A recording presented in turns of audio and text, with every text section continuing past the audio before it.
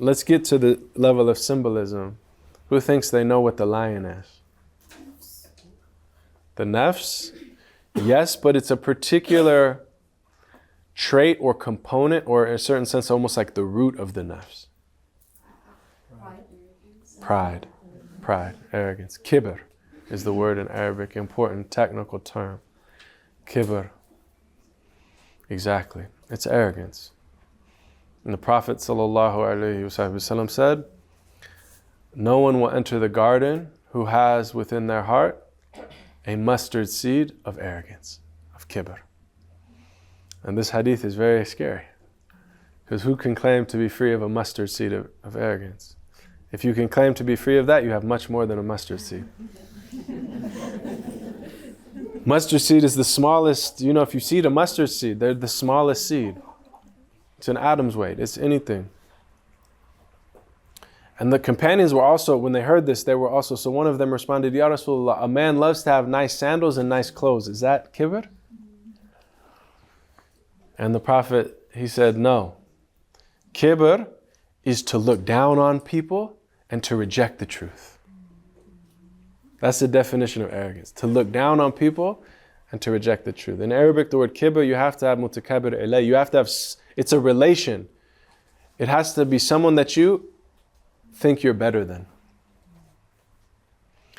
And the Sufis emphasize this: if you think you're better than anyone, not anyone, anything, you haven't taken the first step on the path. The kibr is the greatest veil. And the Sufis are called the fuqara, the poor, but this doesn't necessarily mean that they have no money.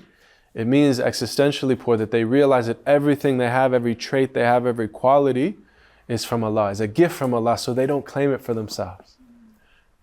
Not only like the good traits and qualities and talents that you have, but fundamental things like life, will, power, knowledge. All of these are divine attributes that Allah has loaned us, and He'll take back. And if we've seen any of our elders, start to age, you see will, power, knowledge, and eventually life be stripped away from them. Right. So the Sufis are those, the fuqara. It's also what the word dervish is the same word in Persian. It means the poor, someone who is poor. But it doesn't mean that there are some dervishes and fuqara, Sufis, that are very wealthy, but they realize their existential or ontological poverty. We all are poor. We're all completely in need of Allah for everything. But the Sufis are those that realize this experientially. May Allah not allow us to be veiled and think that we have anything. No. So that's the lion. So what do you think the hare is? Okay. Yes. Yes. Yes. So the hare represents the aql, another technical term. Aql means intellect. This is an important and subtle point, because sometimes it appears in Rumi and in other Sufis that they really venerate and honor the intellect as this great gift from God. But other times it seems that they call it a low thing. Right? So it can be confusing. And Rumi will often do this play where he'll praise something and then he'll blame it, and you're like, wait, I'm confused. Right? He's playing on this so you don't get too attached to things. But an important frame that Rumi emphasizes, and other Sufi, is that there's two types of intellect. Aqli juzvi and aqli kulli are the terms in Persian, which means the partial intellect and the universal intellect. So the partial intellect is the rational mind. It's our cleverness, right? It's that intellect, but that it's kind of separate. Right? It sees the part. It can analyze. It can do addition and subtraction, and these kind of things. The partial intellect separates things. But it's, as long as it's a partial intellect, it's cut off from the light of God. It can only see the parts. The universal intellect, aqli kulli, it could be translated as the universal intellect or the whole intellect, or the holistic intellect, you could say. It could also be translated, aql could also be translated as consciousness. This is the intellect or the consciousness which sees the whole, which sees with the light of reality, which doesn't just see the outward forms, but sees the inner reality. So the partial intellect can only see the part. It can only see the surface. But the universal intellect sees meaning, it's able to reflect on the deeper wisdom of things.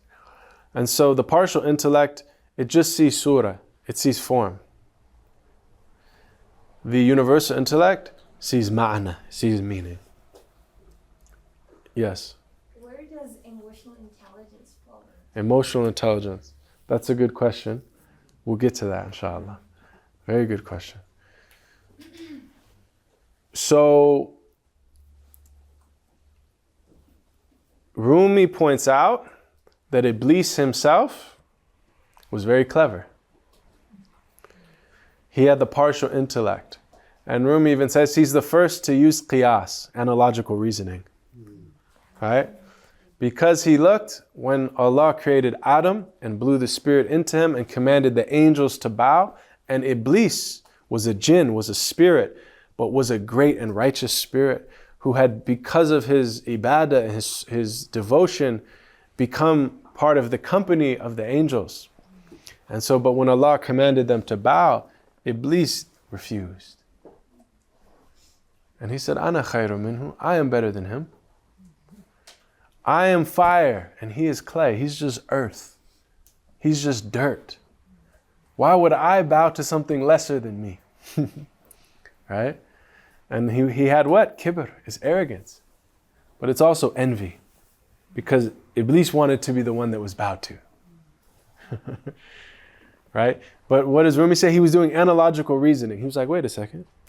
As opposed to just surrendering, he was saying, I think my intellect can outsmart the divine. Right? This is the partial intellect.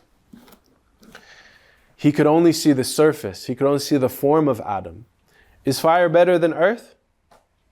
It's irrelevant. Because Adam is not Adam because of his clay. You are not you because of your clay. You are you because of the ruh. وَنَفَخْتُ فِيهِ مِنْ رُوحِ. The divine spirit that is blown into you. That is why the angels bow. Not because of the form. But he was veiled. He couldn't see the reality. And so the way of Iblis is to remain on form. The way of the angels and of the true Adamites, Bani Adam, is to see meaning.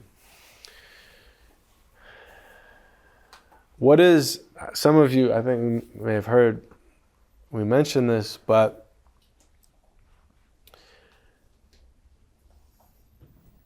what is the etymological opposite of diabolical? Diabolic. Diabolic.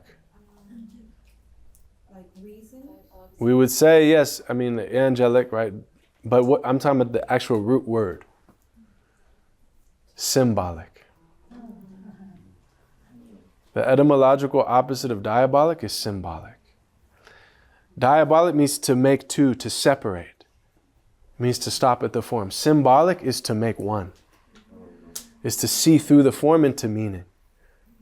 It's even in the etymology of English. And so the path of Iblis, the diabolical way, is to judge things by their outer forms and to seek outer forms, silver and gold and dunya and fame and these type of things, right? Even like prejudice and racism, isn't it? It's like this diabolic, you're just a form. You're not seeing the inner spirit of this being. So may we not follow the diabolic way. May we follow the path of seeing things as they are. Another way to say symbol is ayat. To see that everything that you see is pointing beyond itself or is a mirror reflecting the light of reality.